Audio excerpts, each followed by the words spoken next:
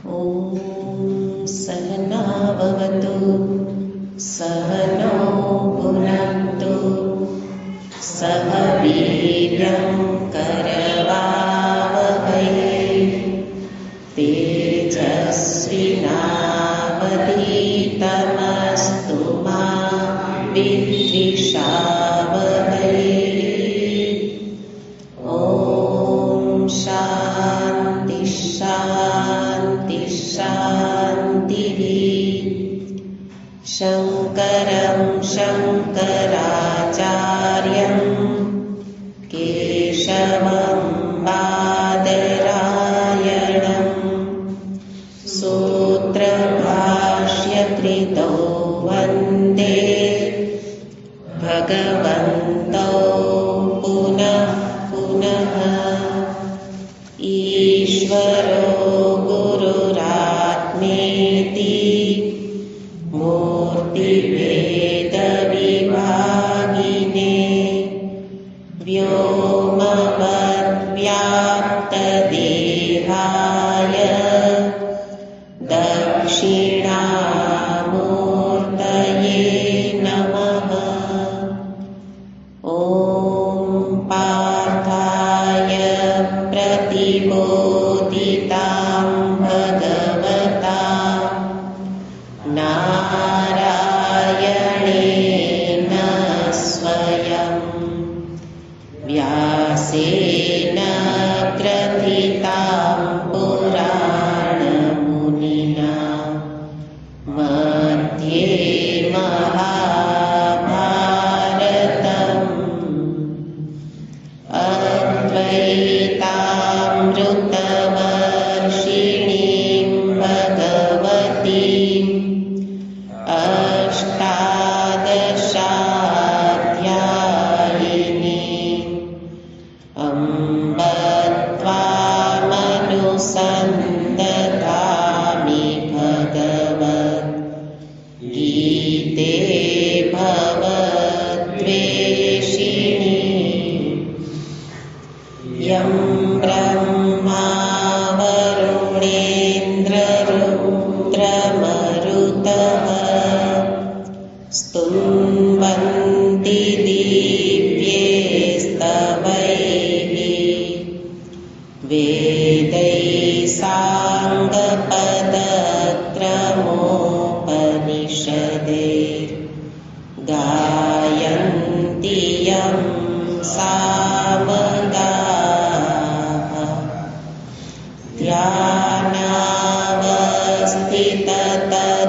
ध्यानावस्थिततद्गतेन मनसा पश्यन्ति यं योगिनो यस्यान्तं न विदुः देवाय तस्मै नमः। यस्यान्तं न विदुः देवाय तस्मै नमः।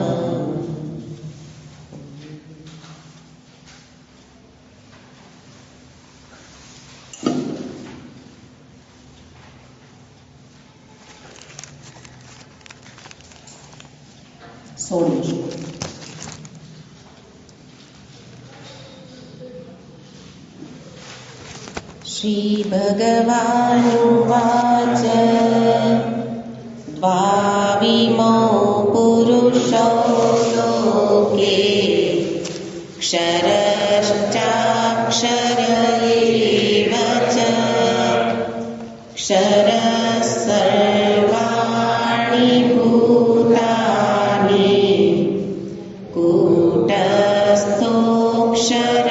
उच्यते। उत्तमः पुरुषस्त्वन्यः परमात्मेत्युदाहृतः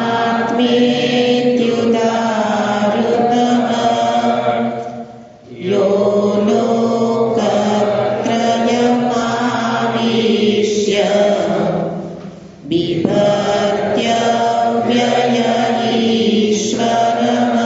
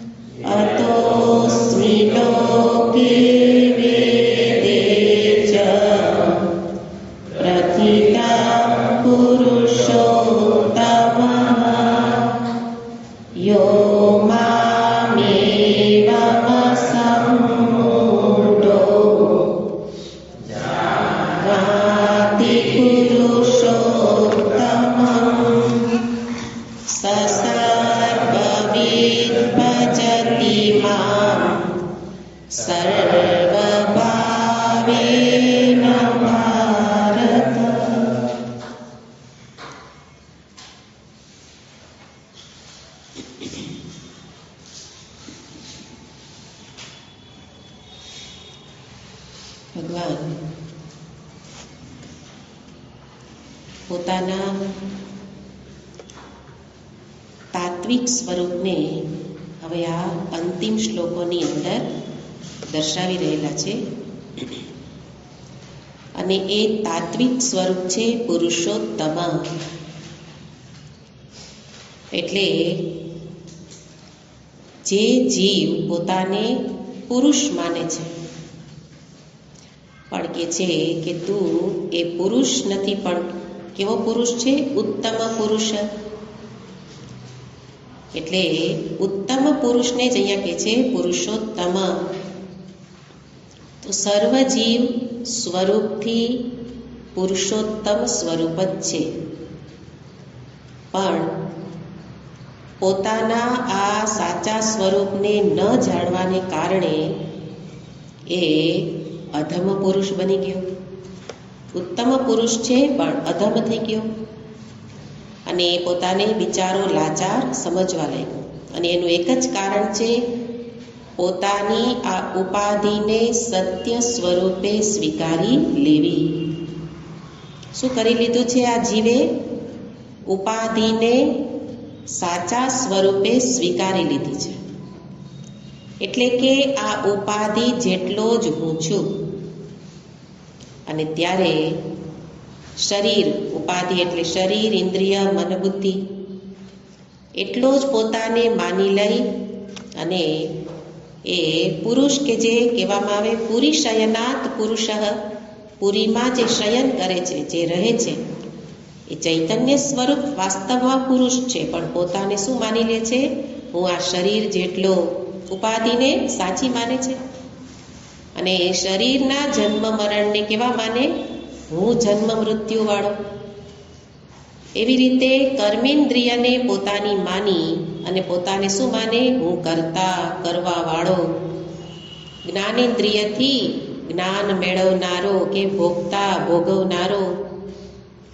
અને એવી રીતે મનના સંકલ્પ વિકલ્પને પોતાના માની લે. આ તો મેં વિચાર્યું, મારા સંકલ્પથી થયું.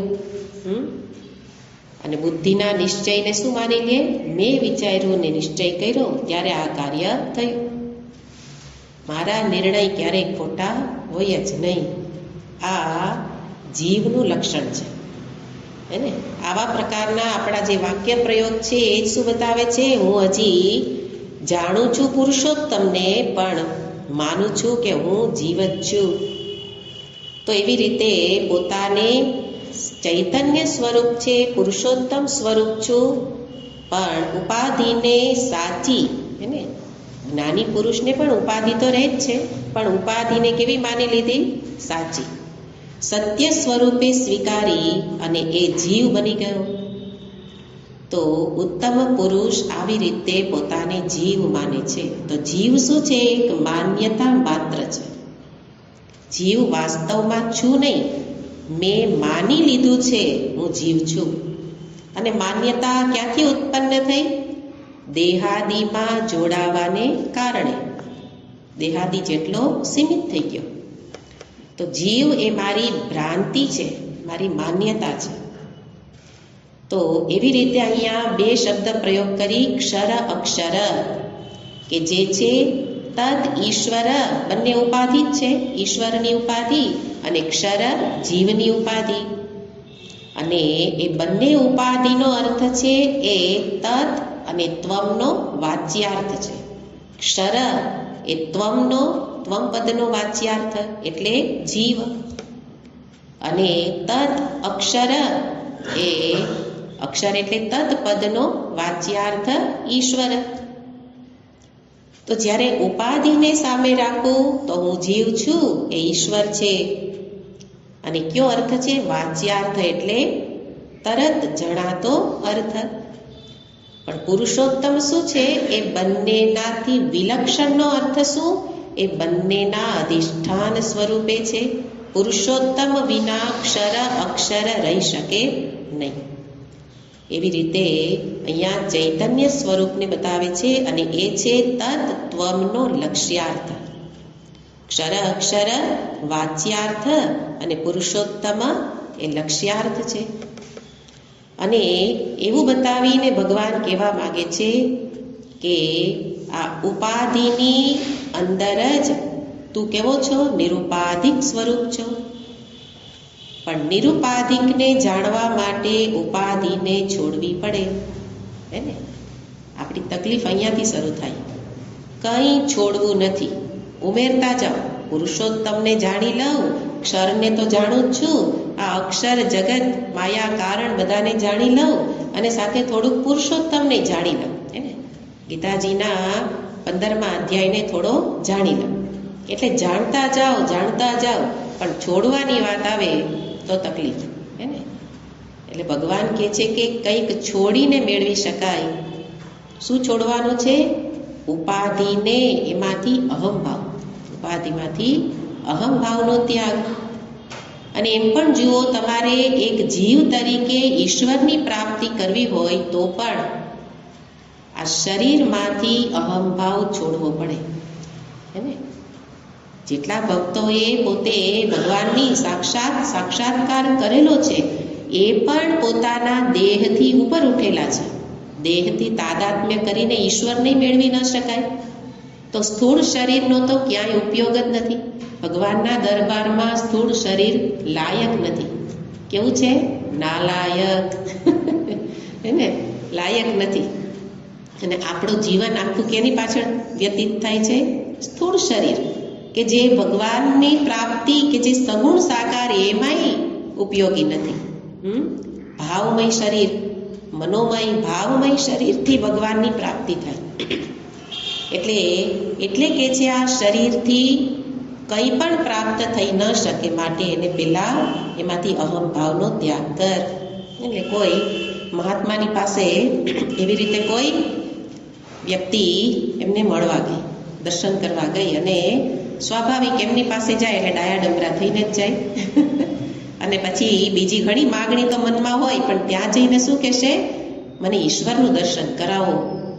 કાંઈ સાધન ભજન કર્યા નથી, પણ તાત્કાલિક પેલા ચમત્કાર કરે, માથે હાથ મૂકી દે અને થઈ જાય તો સારું.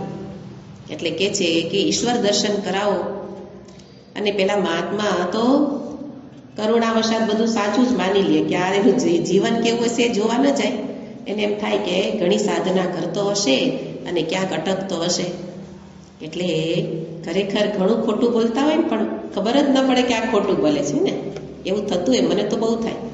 કોઈ વ્યક્તિ ખોટું બોલે છે એ મને સમજાય જ નહીં.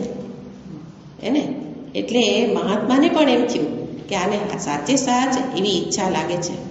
એટલે એને થોડી વાર આંખો બંધ કરી અને ભગવાનનું ચિંતન કર્યું અને વાતો કરી લીધી ભગવાન સાથે કે તે મારી કોઈ પણ વાતનો ત્યાગ કર્યો નથી. હે ને? તે મારી કોઈ પણ વાતને નકારી નથી. જો મહાત્માએ ભગવાન સાથે શું વાત કરી? મારી કોઈ વાતને નકારી નથી, તો આજે પણ નકારીશ નહીં, મને વિશ્વાસ છે.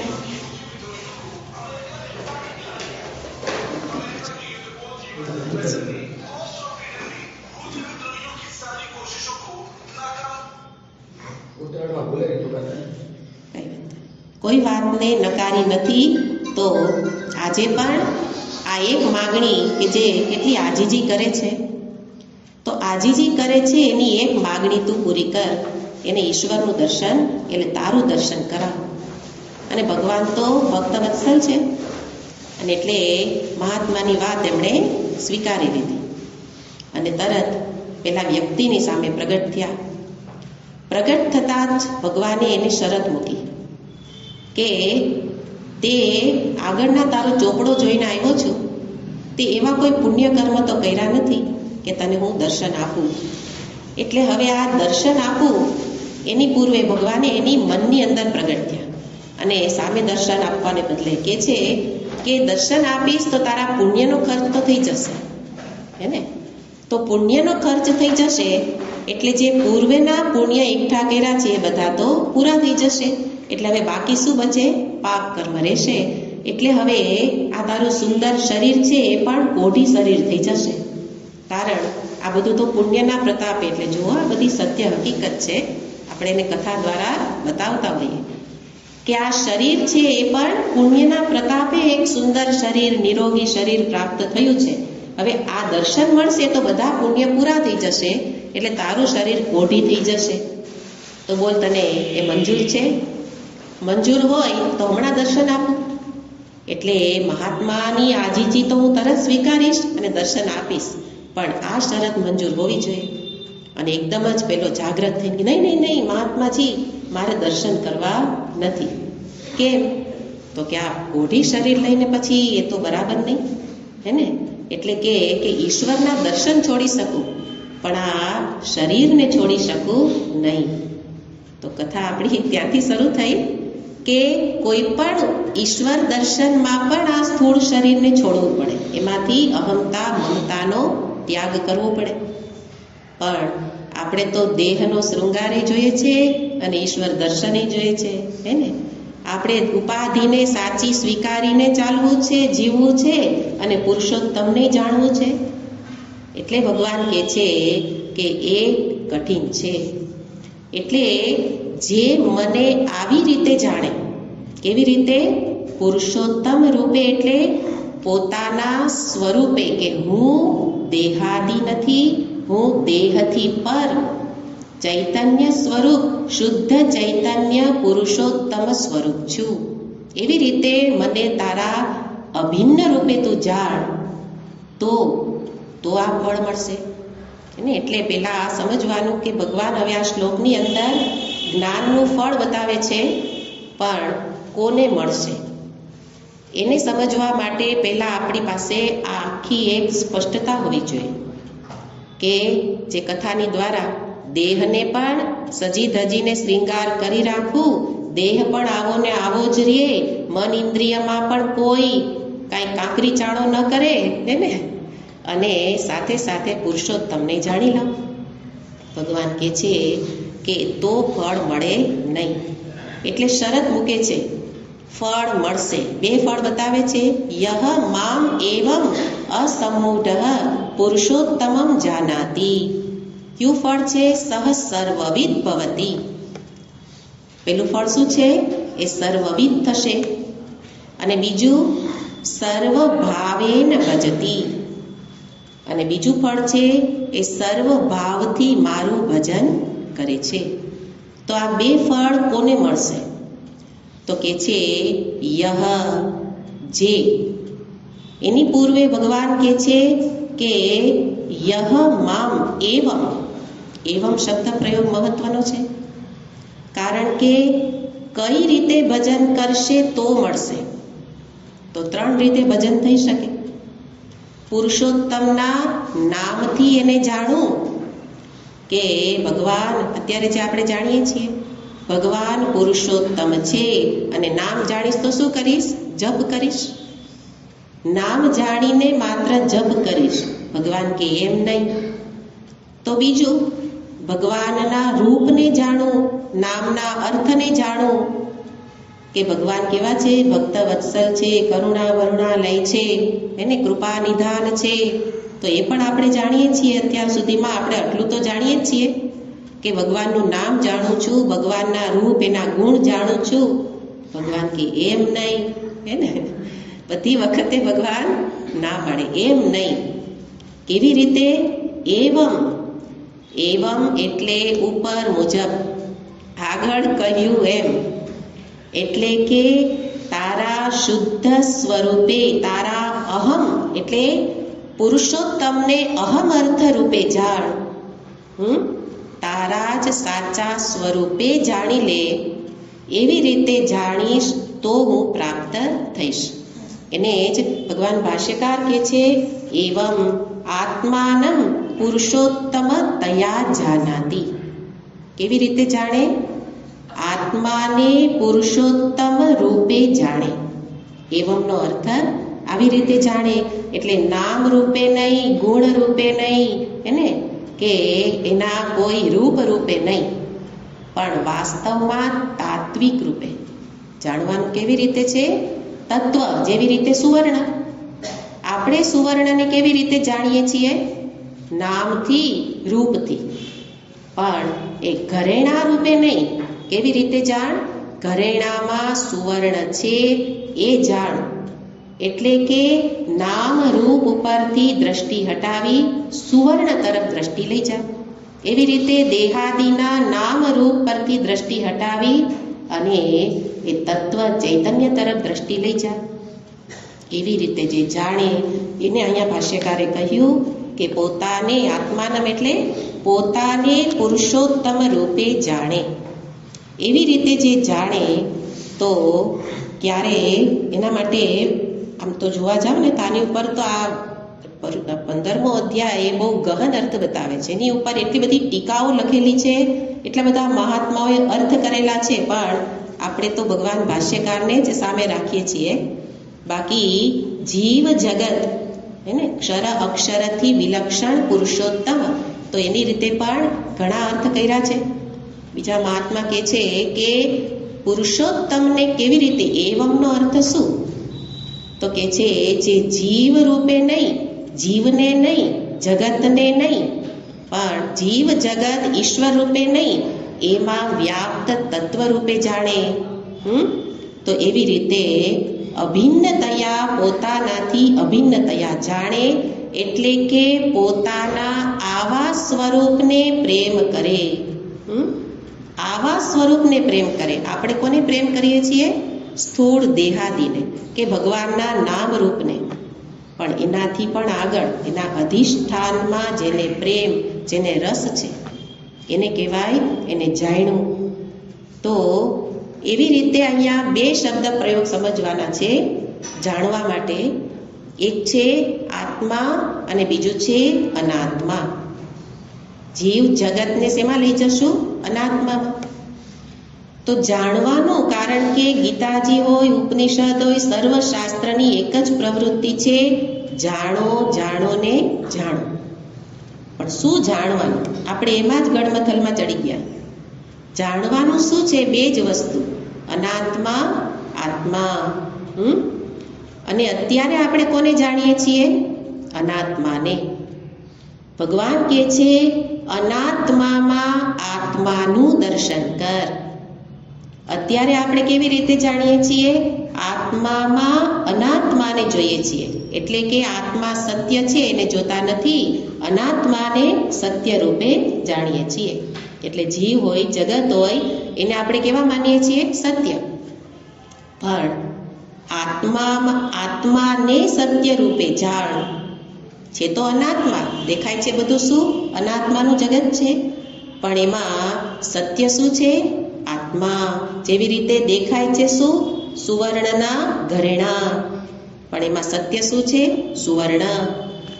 તો દેખાય છે ત્યારે જ એમાં રહેલા આત્મ તત્વને જુએ, એને કહેવાય એવમનો અર્થ.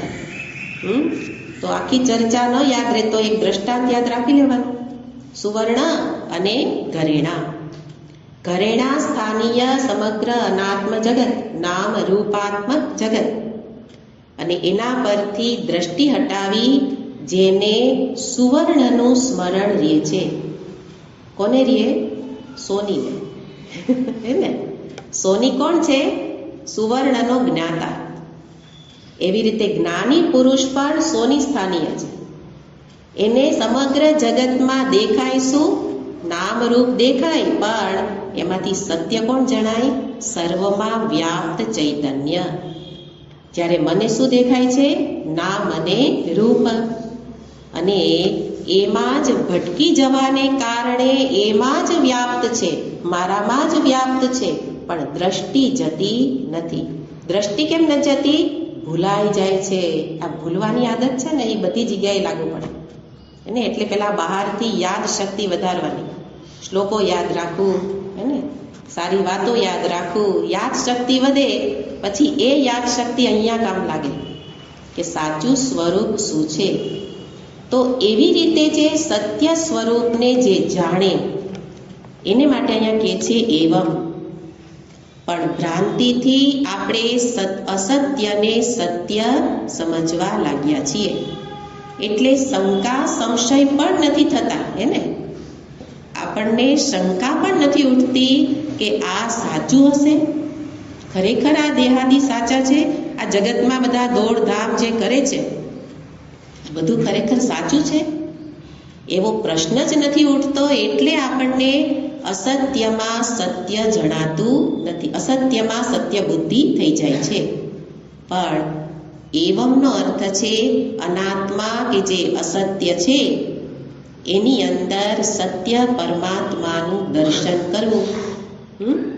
ટૂંકમાં કેવું હોય તો સત્યત્વ બુદ્ધિને હટાવો. હે ને? સત્યત્વ બુદ્ધિ ક્યાં છે અત્યારે? અનાત્મામાં, નામરૂપ દેહાદીમાં. બસ દેહાદી એવા જ રહેશે, જગત એવું જ રહેશે, પણ સત્યત્વ બુદ્ધિ હટી જશે. સાચું શું છે નિરંતર વિચાર કરો, ત્યારે એને કહેવાય પુરુષોત્તમને જાણ્યું. તો ભગવાન અહીંયા એવી રીતે શબ્દ પ્રયોગ કરે છે, મામ એવં પુરુષોત્તમમ જાનાતિ.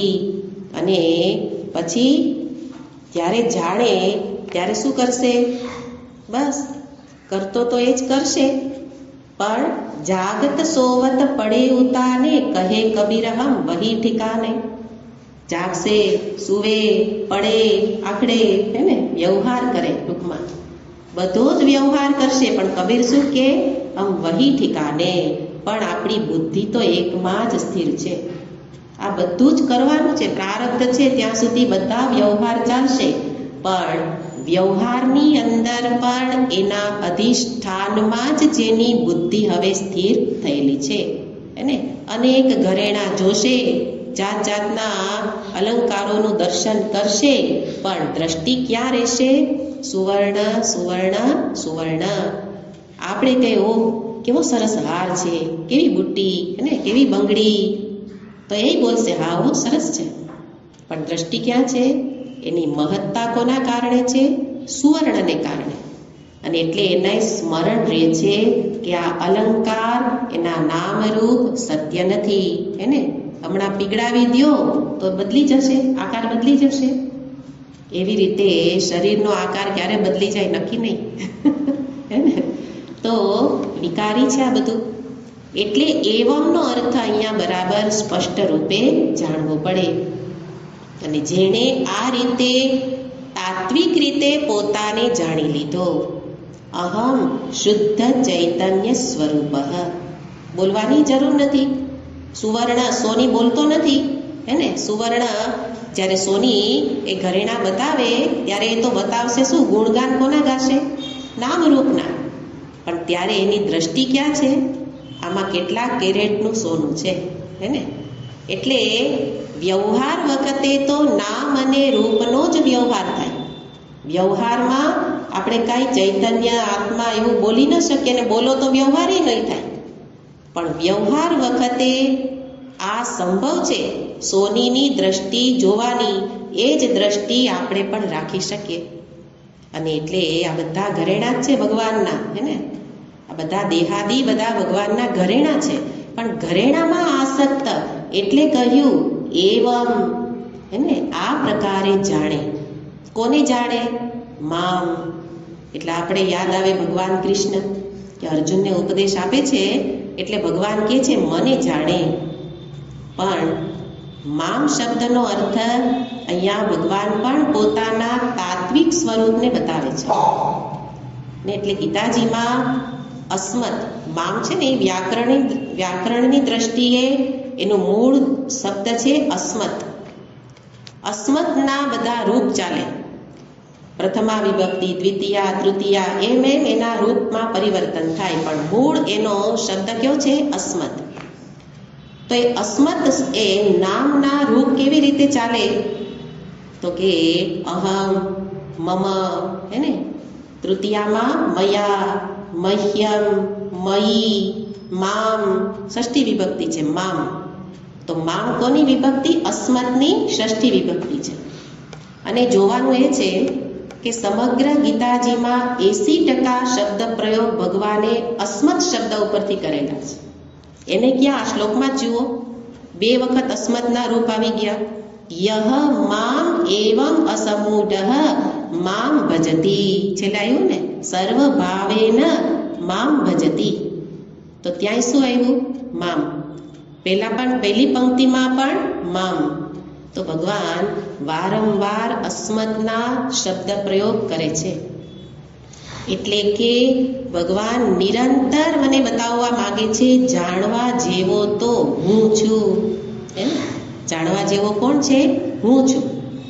એટલે કે કોણ કેવી રીતે જાણવાનો? અહમ પુરુષોત્તમ. એને શાસ્ત્ર બ્રહ્મ કહે.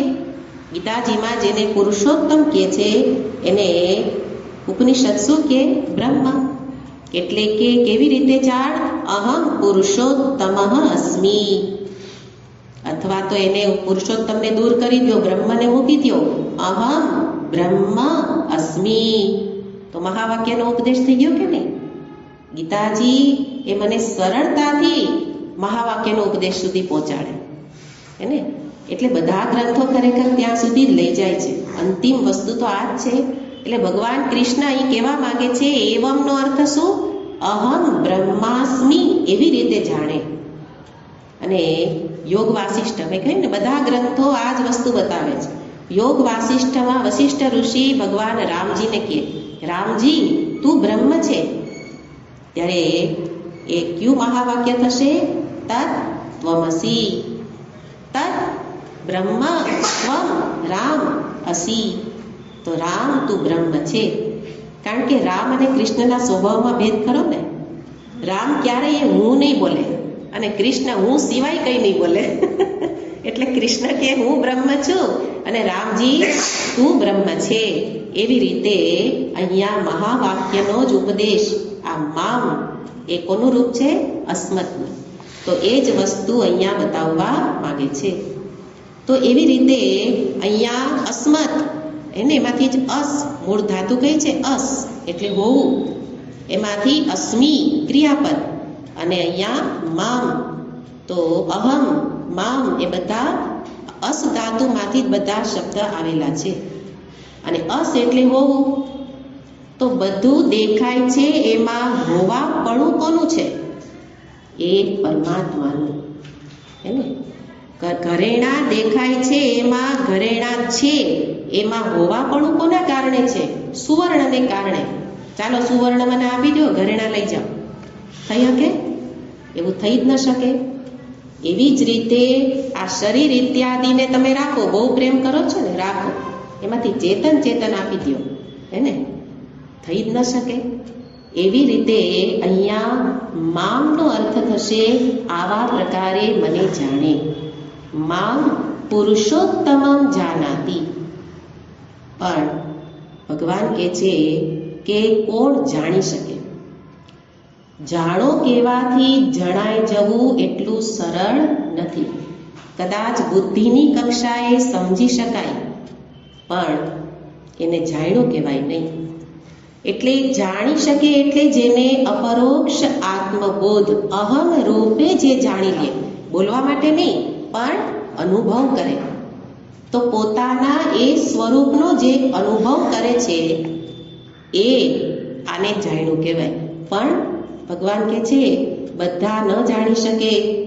યહ કશ્ચિત અસમ્મૂઢ. કેવા થવું પડશે? અસમ્મૂઢ.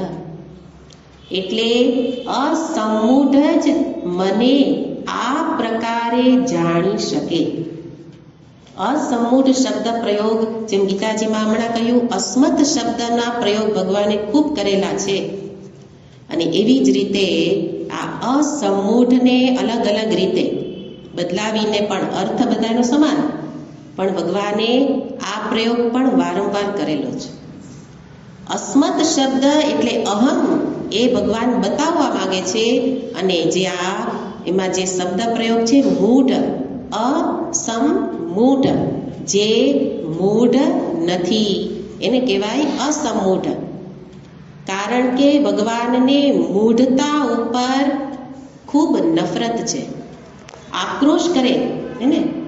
એટલે કહે નરાધમઃ, આપણે એને ગાળ કહીએ નરાધમ શબ્દ, તો ભગવાન શું બોલે એને કેવું પડે. ક્યારે આપણે કોકને આવી રીતે કેવું પડે? કારણ કે સામાન્ય શબ્દોથી સમજતો નથી અને તારું કલ્યાણ આમાં જ છે. એટલે કોઈ પણ ઉપાયે એને ફટકો મારું તોય કદાચ એને હાડોહાડ લાગી જાય ને પાછું આવે. એટલે હું વિચારતી હતી કે શાસ્ત્ર ક્યારે પણ મને પ્રેમથી ન સમજાવે અને આચાર્ય પણ અને આપણે પાછું કેવું સમજવું, તમે શાંતિથી કહો, પ્રેમથી કહો, આવા શબ્દ પ્રયોગ કરો, અમને અંતરમાં કેવા ઘા પડે છે, હે ને? હાડોહાડ, હા એટલે જ કહે છે, હાડોહાડ લાગી જાય એટલે જ કે નરાધમ પાછો આવ, હે ને? મૂઢ, ક્યાં સુધી આવો મૂઢ થઈને રહીશ?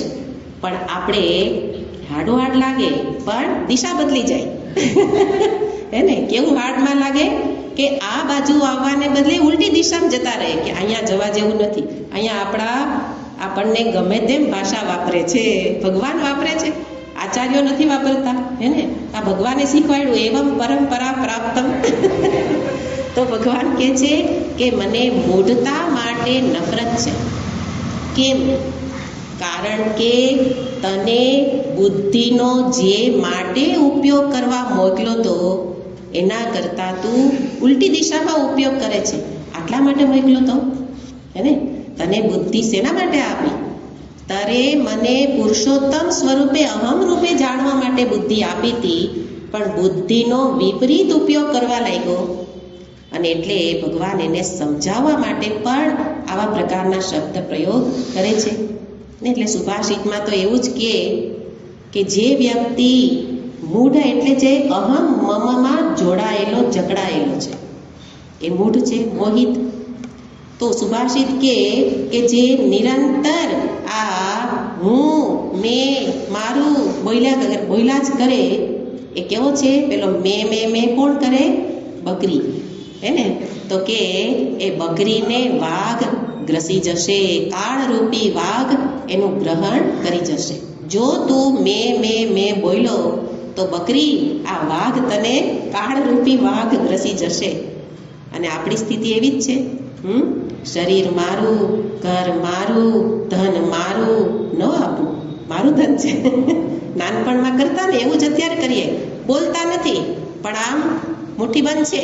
ધન મારું, ઘર મારું, હે ને? સત્તા સંપત્તિ બધું મારું. અને એ જ છે મોહનું લક્ષણ. તો જે વ્યક્તિ નિરંતર અહમ મમ એવા શબ્દ પ્રયોગ, માત્ર શબ્દ નહીં, એ પ્રકારે જે સાચું માને છે આ દેહાદી જ હું છું અને જે એની સાથે સંબંધિત ધન સત્તા પ્રતિષ્ઠા એ બધું મારું છે, એ વ્યક્તિ શેમાં છે? મોહિત છે. પોતે જ પોતાનાથી મોહિત થઈ ગયેલો છે. આપણને સૌથી વધારે ક્યાં વાર લાગે? અરીસામાં જોવામાં. અરીસામાં જોવામાં વાર લાગે. ગમે તેવો ચહેરો હોય, ગમે તેવા હોઈએ, પણ અરીસા સામેથી ખસીએ નહીં. કેમ? પોતાનું મુખ જોવાથી મોહિત થઈ ગયા. એવી જ રીતે આપણે આપણા વ્યવહાર, આપણી બોલી ભાષા, હે ને? એટલે તમે જો વિડીયો મૂકો ને, કોઈ પણ વિડીયો, તો ગોતશે કોને? પોતાને. જોવા જેવું છે આ. કારણ આપણે આપણાથી જ મોહિત થઈ ગયેલા છીએ. એટલે ગીતાજીમાં પણ જેમ અસ્મતના વારંવાર રૂપ આવે, એમ અહીંયા ગીતાજીમાં ભગવાન વારંવાર કહે, હે ને? અવજાનંતી મામૂઢાઃ માનુષીમ તનુમાશ્રિતમ. આ લોક કેવા છે? મૂઢાઃ. મૂઢ કેમ છે? મારું અપમાન કરે છે. કેવી રીતે? માનુષીમ તનુ, મને કે જે હું કૃષ્ણ કે જે એક ઈશ્વર છું એને એ મનુષ્ય રૂપે સમજે છે, હે ને? તો કોઈ વ્યક્તિ મહાન હોય એને આપણે સામાન્ય સમજવા, એનું અપમાન કહેવાય. ભગવાન કૃષ્ણ કે લોકો મારું કોણ અપમાન કરે છે? મૂઢાઃ. મૂઢ અપમાન કરે છે. અને સાથે કહે છે મૂઢોયમ નાભિજાનાતિ. તમે ગીતાજીના શ્લોકો એકવાર બેસીને શોધશો, એ તો 2 કે 4 બોલું છું, પણ મૂઢ શબ્દ વારંવાર આવશે. મૂઢોયમ નાભિજાનાતિ લોકો મામ અજમ અવ્યયમ અહમ અજમ અવ્યયમ કિંતુ મૂઢ અયમ ન જાનાતિ. પણ મૂઢ હશે, મને આ અજમ અવ્યય રૂપે જાણતો નથી. એક અવતારી ભગવાન રૂપે જાણે છે, એક યશોદા નંદન રૂપે જાણે છે, એક દેવકી પુત્ર રૂપે જાણે છે. અહીં કોણ છે? મૂઢ. આપણે કહીએ અમે ભગવાનને જાણીએ છીએ, પણ આપણે જાણતા નથી. એટલે આપણે કઈ કક્ષામાં આવી ગયા? મૂઢ. જે પણ ભગવાનના સત્ય સ્વરૂપ ચૈતન્ય શુદ્ધ સ્વરૂપથી ન જાણે બધા જ મૂઢ છે. તો એવી રીતે ભગવાનને એટલો બધો આક્રોશ થઈ ગયો છે. એક શ્લોકમાં કહે છે મૂઢા જન્મની. તો ક્યાં જા? ભટક્યા કર. એક જન્મથી બીજો જન્મ, બીજાથી ત્રીજો, જા રસાતલમાં જા. હે ને? ભગવાન આક્રોશ કરીને શું કે? રસાતલમાં જા, પાછો આવતો નહીં. ક્યાં ન આવતો? માણસના શરીરમાં પાછો ન આવતો. મૂઢાહા જન્મની મામ પ્રાપ્યૈવ કૌંતેય તતો યાન્ત્ય ધમામ ગતિમ. હે કૌંતેય, એ અધમામ ગતિમ પ્રાપ્ય. જો આવી રીતે મને ન જાણે તો એ નિરંતર અધમ ગતિને જ પ્રાપ્ત થશે. એને ક્યારેય, એનો અર્થ ક્યારેય પણ આ જેમાં બુદ્ધિ પ્રાપ્ત થયેલી છે એવો મનુષ્ય શરીર પ્રાપ્ત થશે નહીં. અને એનું એક જ કારણ છે, આપવા છતાં પણ ઉપયોગ કરતો નથી. બુદ્ધિ નથી એવું નથી. મૂઢનો અર્થ એમ નથી કે બુદ્ધિ નથી. બુદ્ધિ વગરનું કોઈ છે જ નહીં. બુદ્ધિ ન ચલાવે એને આપણે કઈ બુદ્ધિ વગરનું, હે ને? બુદ્ધિવાળા જ બધાય છે, પણ યોગ્ય દિશામાં બુદ્ધિ ચલાવતા નથી. એ ગમે તેવો વૈજ્ઞાનિક હોય, બુદ્ધિમાન હોય કે કોઈ મહાન ગમે તે કક્ષાનો હોય, પણ જો જેને જાણવા માટે બુદ્ધિ આપી એમાં ન જાણે તો ભગવાનના મતે કોણ છે? મૂઢ. અને એ મૂઢનું લક્ષણ જે અહમતા મમતાની બેડીથી બંધાઈ ગયેલો છે. નિરંતર અહમ મમ પગમાં બેડી પડેલી છે, હે ને? અને એટલે બંધન આ જ છે, બીજું બંધન નથી. શું બંધન છે? દેહાદિમાં જ અહમ ભાવ અને એની સાથે જોડાયેલામાં મમ ભાવ. અને એના કારણે તો મહાભારત સર્જાઈ ગયું ને? ગીતાજીનો પહેલો શ્લોક જુઓ, શું શબ્દ પ્રયોગ છે? મામકાહા પાંડવાહા. એને બદલે કૌરવ, બધા કુરુવંશ જ હતા, હે ને? તો બધા કુરુવંશના આ બધાએ શું કર્યું? ધૃતરાષ્ટ્ર પૂછી શકે, પણ એને વિભાગ કર્યા. આ મારા, આ પાંડુપુત્ર, એણે શું કર્યું? અને આ મામકાહાએ જ મહાભારતનું સર્જન કરી દીધું. તો એ વસ્તુ જોવાની છે. મારા જીવનમાં મહાભારત થતું હોય, થાય જ છે, હે ને? થોડું ઘણું બધાના જીવનમાં. તો એ મહાભારતનું કારણ મામકાહા છે. આ મારા, આ પરાયા. અને એનો પ્રારંભ દેહાદિથી શરૂ થયો છે. અને એટલે ભગવાન આ શબ્દ પ્રયોગ વારંવાર કરે. અને એનું કારણ છે કે એકવાર આગળ પણ આ શબ્દ આવ્યો હોય ને આપણે આવી રીતે સમજ્યા હોઈએ પણ પાછા ભૂલી જઈએ, હે ને? હમણાં જ કહ્યું ને, ભૂલવું એ આપણું લક્ષણ છે.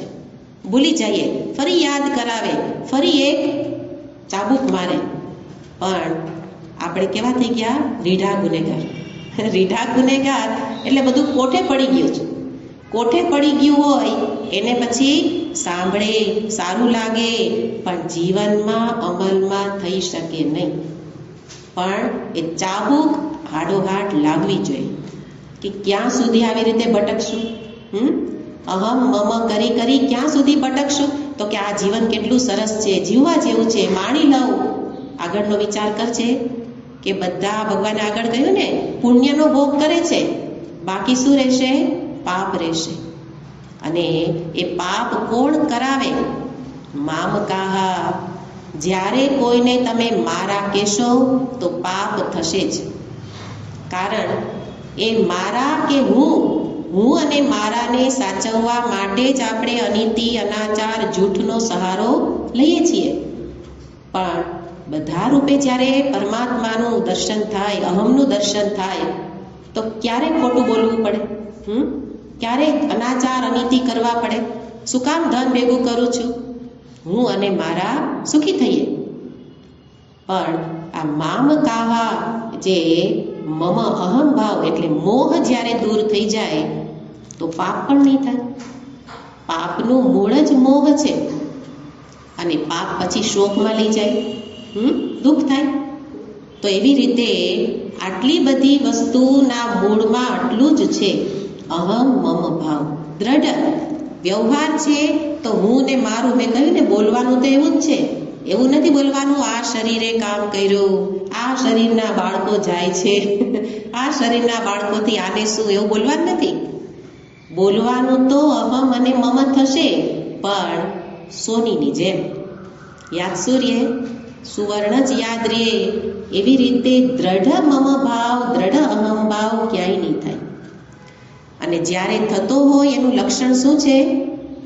જ્યારે કોઈ મારા હોય એને કંઈ પણ થાય એની અસર ઉપરથી ખબર પડે કે કેટલી અસર થાય છે. કેટલી અસર થાય છે?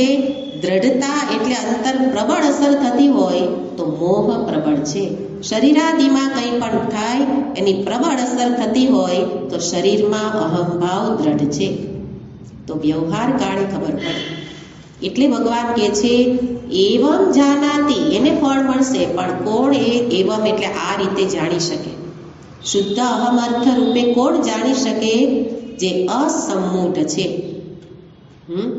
શબ્દ છે અસમૂઢ.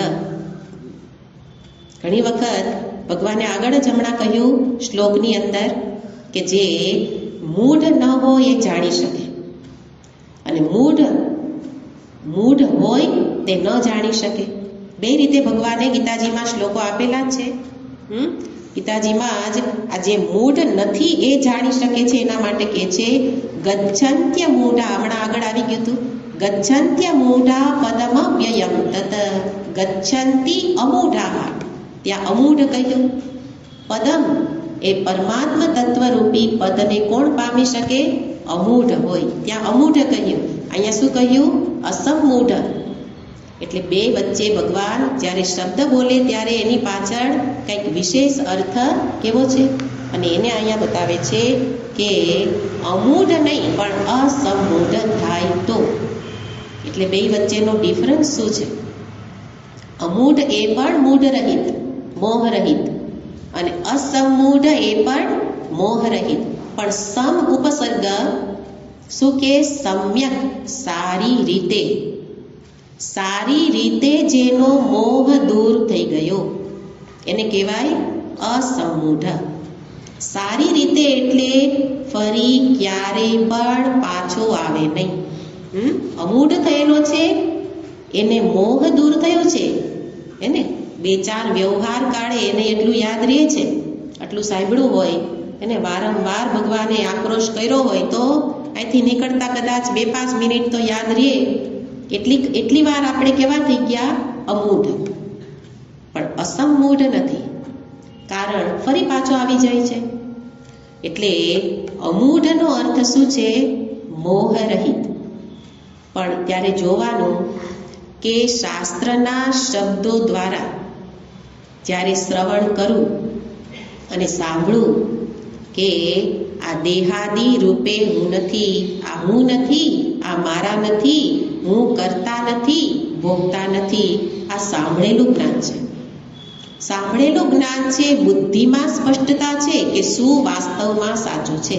હું કરતો નથી એટલે કરતા નથી, ભોગતા નથી. અને ત્યારે બુદ્ધિની કક્ષાએ મને આટલું સ્મરણ રહે છે, હું કરતા નથી. એટલે પછી ધ્યાન કાળે આપણે બોલીએ નાહમ કરતા, નાહમ ભોગતા, નાહમ કરતા, નાહમ ભોગતા, હે ને? સ્મરણ રહ્યું. એને કહેવાય અમૂઢ, કે જેને એટલું સ્મરણ રહે છે કે હું કરતા નથી, ભોગતા નથી, દેહાદી રૂપે અહમ, આ સાચો હું નથી. એટલું જેનું સ્મરણ રહ્યું એટલે જેને શાસ્ત્રના શબ્દો દ્વારા કહેવામાં આવ્યું એનું જેને સ્મરણ છે. પણ વ્યવહાર કાળે જ્યારે એ કરવા જાય ત્યારે તરત જ શું ઉત્પન્ન થઈ જાય? કર્તૃત્વ. હું કરું છું. એટલે વ્યવહાર કાળે એ અમલમાં લાવી શકતો નથી. બુદ્ધિની કક્ષાએ સ્પષ્ટતા છે, સ્મરણ છે. મોટાભાગના લોકો આમાં આવી જશે કે જેને સ્પષ્ટતા છે ખરેખર સાચું શું છે. પણ વ્યવહાર કાળે જ્યાં કાંઈક નાનું એવું કામ કર્યું હે ને, ત્યાં શબ્દ આવે આપણે. આપણે શું છે? આપણે અહંભાવ છે, હે ને? આપણે એટલે આમ થાય કે આપણે, પણ આમ આપણે નહીં, આમ આપણે એમ પોતે ને પોતે પોતાની પીઠ થાબડતો હોય અને એ વ્યવહાર કાળે ફરી મૂઢ થઈ ગયો. એટલે એ અસમૂઢ નથી.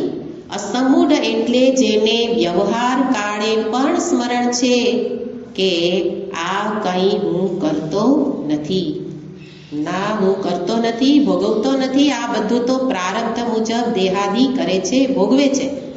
આટલું જેને એનાથી તદ્દન અલગપણું છે. પણ વ્યવહાર કાળે એને જ કહેવાય જ્ઞાન નિષ્ઠા. તો અમૂઢ એટલે જ્ઞાન માત્ર અને અસમૂઢ એટલે જ્ઞાન નિષ્ઠા. અમૂઢ ગચ્છન્તિ અમૂઢાઃ, ત્યાં ભગવાન કહે છે આ જ્ઞાનથી એને, પણ ત્યાં પણ ભગવાનને કહેવાનું તો આ જ છે, અસમૂઢ જ કહેવું છે. તો અમૂઢ થઈ શકીએ જાણવાથી. વ્યવહાર કાળે પણ એ આવી શકતું નથી. પણ વ્યવહાર કાળે જેને જ્ઞાન નિષ્ઠા એટલે શું, આપણને તરત યાદ આવે, આંખો બંધ કરીને બસ સ્મરણ થઈ ગયું હું કોણ છું. એ નહીં, વ્યવહાર કાળે ખુલ્લી આંખે જાગત સોવત પડે ઉતાને, એને જાગતો હોવ, સૂતો હોવ, વાતો કરતો હોવ, વ્યવહાર કરતો હોવ, પણ અંતરમાં સ્પષ્ટતા છે કે આ બધું દેહાદીના સ્તરે થાય છે, કંઈ બોલ્યા વિના. નહીતર આપણે બોલવા જઈશું તો અમૂઢ થઈ જશું, હે ને. બોલવાનું તો બધા કરે છે, અનુભવ. શાસ્ત્ર તો અનુભવની વાણી બતાવે છે. એટલે જ મેં ઘણી વાર કીધું છે જ્ઞાની પુરુષની ઓળખાણ થઈ શકે નહીં. કેમ ન થાય? કારણ કે આ વિદ્યા બોલવા માટે નથી. અમારા સ્વામીજી તો વ્યવહાર કાળે કોઈ વેદાંતના શબ્દ બોલે ને તરત કહેશે એ શબ્દ પ્રયોગ શાસ્ત્રના શબ્દ ગમે ત્યાં બોલાય નહીં. એટલી બધી એની પ્રત્યે આપણને શ્રદ્ધા આદર ભાવ હોવો જોઈએ. ગમે ત્યાં બ્રહ્મ આત્મા એને ન બોલાય. શાસ્ત્રના પૂજનીય શબ્દ છે. શાસ્ત્ર મને માત્ર અનુભવ કરાવવા માટે, કારણ કે એને બોલવું પડે. ઉપદેશ બોલીને જ આપી શકાય, એટલે શાસ્ત્ર જ બોલી શકે. શાસ્ત્રના શબ્દ આચાર્ય બોલી શકે, પણ આચાર્ય પણ બીજા વ્યવહાર કાળે ન બોલી શકે. કેમ? કારણ કે વ્યવહારની ભાષા જ વ્યવહારમાં બોલાય. બ્રહ્મ તો અવ્યવહાર્ય છે. બ્રહ્મમાં વ્યવહાર જ નથી, તો બ્રહ્મ શબ્દ વ્યવહાર કાળે કેમ બોલવાનો? એ બધી વસ્તુ જેને શાસ્ત્રમાં શ્રદ્ધા છે એ કરી શકે. એટલે મેં કહ્યું કે જ્ઞાન થયા પછી એની દ્રષ્ટિ કઈ છે આપણે ન જાણી શકીએ, પણ વ્યક્તિ જ જાણી શકે. હું પોતે જાણી શકું કે હું અમૂઢ છું કે અસમૂઢ છું. અને એટલે ભગવાન અહીંયા કહે છે યહ કશ્ચિત અસમૂઢઃ એવં પુરુષોત્તમં જાનાતિ. અસમૂઢ જાણી શકે તો કે વાત બધી ગળે ઉતરી ગઈ શીરાની જેમ, હે ને. પણ આ પણ મોહ દૂર થતો નથી, મારી મમતા છૂટતી નથી રે. એનું રે મારે શું કરવું, હે ને. શું કરીએ? વાત સાવ સાચી. તો એના ઉપાયો મહાત્માઓ પોતાના જીવનમાંથી આપતા હોય કે વ્યવહાર કાળે કાંઈ કરવું પડશે. કર્યા વિના માત્ર સાંભળીને વ્યવહારમાં અમૂઢ નહીં થવાય, અસમૂઢ નહીં થવાય. એટલે એના માટે પહેલાં બહારથી શરૂ કરો. મમતા, હે ને, અહમતા એ તો વધારે દ્રઢ છે, પણ મમતા પહેલાં શિથિલ કરો. એટલે ઉપાય છે એને આપણે જીવનમાં લાવવાનો પ્રયત્ન કરીએ તો અસમૂઢ થઈ શકાય. મહાપુરુષોના જીવન બતાવે છે કે જે મોહગ્રસ્ત એવા તુલસીદાસજી મહારાજ, હે ને, જુઓ કે કેવા મોહગ્રસ્ત હતા, પણ એક વખત નિશ્ચય કર્યો અને પછી અસમૂઢની કક્ષાએ પહોંચી ગયા. વાલીઓ લૂંટારો. તો આ દ્રષ્ટાંત જોઈએ તો આપણને પ્રેરણા મળે. આપણે કરી શકીએ, પણ કરવાનું શું છે?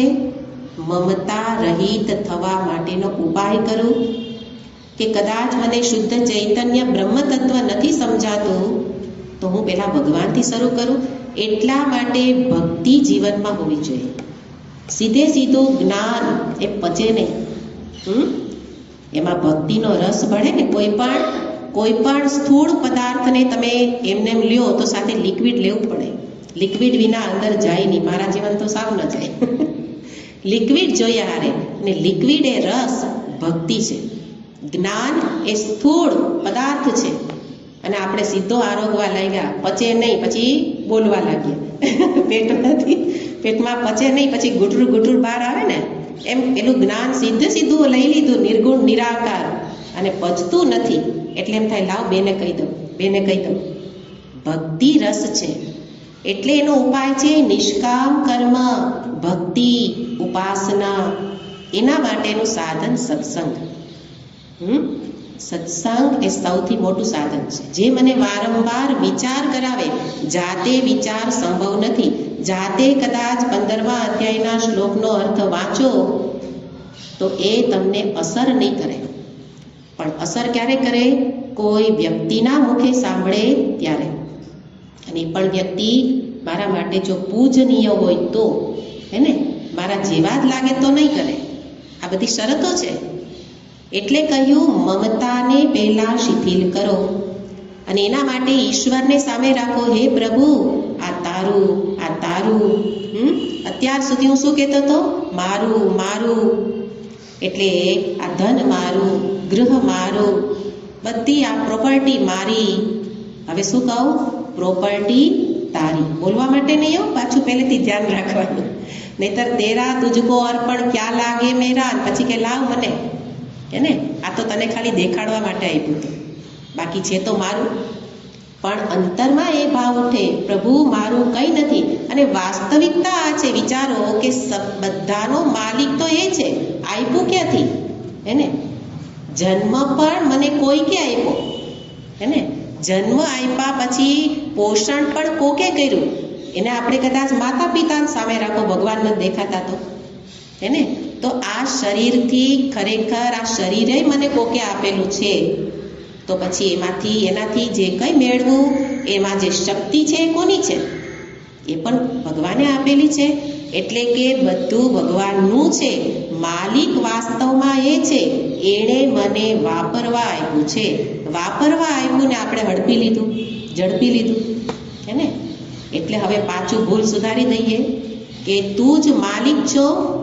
આ પુત્ર પૌત્રાદિ જે કાંઈ છે સંતાનોય તારા છે. એટલે કોઈ સ્વામી ચિન્મયાનંદજી મહારાજ છે ને, એ બહુ આખા બોલા હતા. અને કોઈ એમની પાસે આવ્યા અને કોઈ કહ્યું કે પેલા એ મહારાજે વખાણ કર્યા, વાહ, તમારા પુત્રમાં તો સરસ સદગુણી છે, તેજસ્વી છે. એટલે પેલા બેને કહ્યું, મહારાજ આપનો જ પુત્ર છે. તો કે લાવો અને ત્યારે આપી શકે. એ બોલવા માટે હતું, હે ને.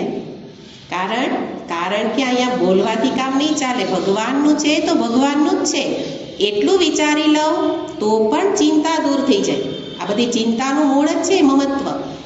મમતાને પહેલા શિથિલ કરું, અને મમતા શિથિલ માટે નિષ્કામ કર્મ કરીશ. ભગવાનની પ્રસન્નતા માટે કરું.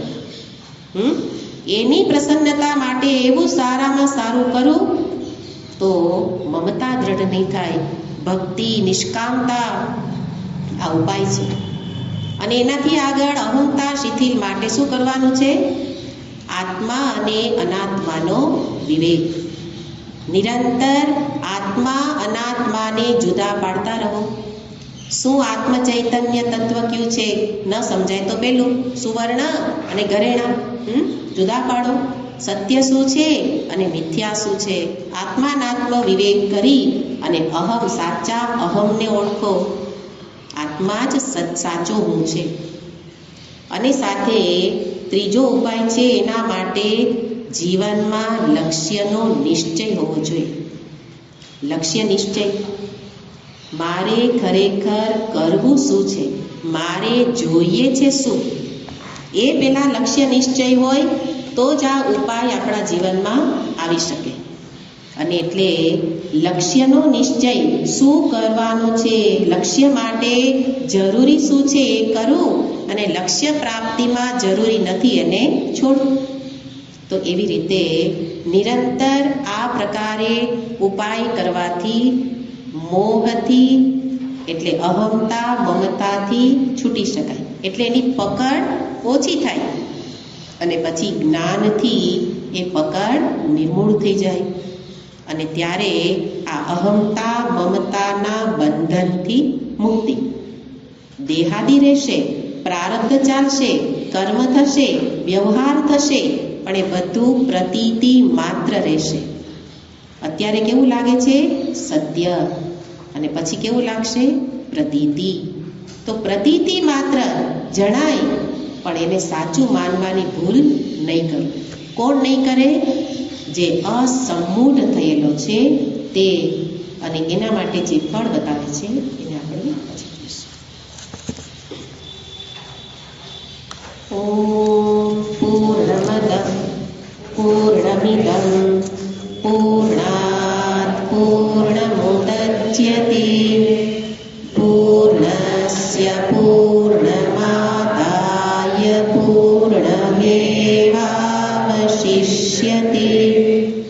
ઓમ શાંતિ શાંતિ શાંતિ. હરિ ઓમ શ્રી ગુરુભ્યો નમઃ. હરિ ઓમ.